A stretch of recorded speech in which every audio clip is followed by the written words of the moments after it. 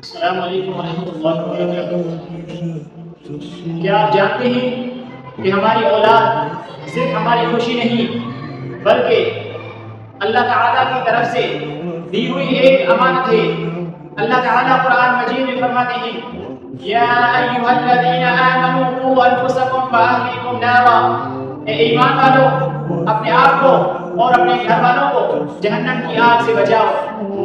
میرے عزیز بھائیوں، ذرا سوچئے، ہماری اولاد صرف اس لیے نہیں ہے کہ ہم صرف انہیں اچھا کھانا دیں، اچھے کپڑے دیں، اچھا گھر دیں، اچھے اسکول میں اچھی تعلیم دیں، نہیں، ہماری اولاد ہمارے پاس ایک اللہ تعالیٰ کی طرف سے ایک امانت ہے کہ ہم اب اس امانت کا کس طرح خیال رکھ رہے ہیں۔ آج کل کا معاشرہ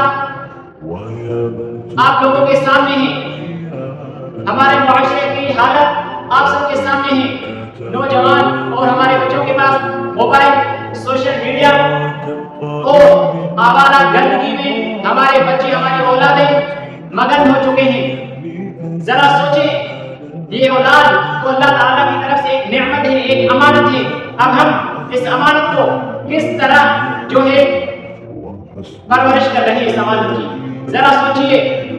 اللہ نے جب یہ ہمیں امانت دی ہے تو اس امانت کا حساب کتاب بھی لے گا اللہ تعالیٰ ہم سے۔ میرے عزیز بھائیوں، یہ اولاد صرف پال پوس کر، کھلا پلا کر، پڑھا لکھا کر بڑا کرنے کے لیے نہیں ہے۔ یہ اولاد اگر اللہ نے امانت دی ہے تو اس اولاد کی ہمیں تربیت بھی قرآن حدیث کے مطابق کرنی چاہیے۔ ذرا غور کریں اپنی اولادوں پر کہ ہمارے اولاد قرآن کے ساتھ جڑے ہوئے ہیں، احادیثوں کے ساتھ جڑے ہوئے ہیں، کہ ہمارے اولاد نمازوں کے پابند ہیں، کہ ہمارے اولاد اللہ کے فرمان بردار ہیں کہ نہیں۔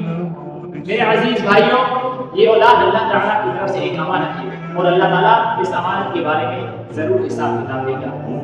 نبی کریم صلی اللہ علیہ وسلم نے فرمایا تم میں سے ہر ایک ذمہ دار ہے اور اسے اس کی ذمہ داری کے بارے میں پوچھا جائے گا۔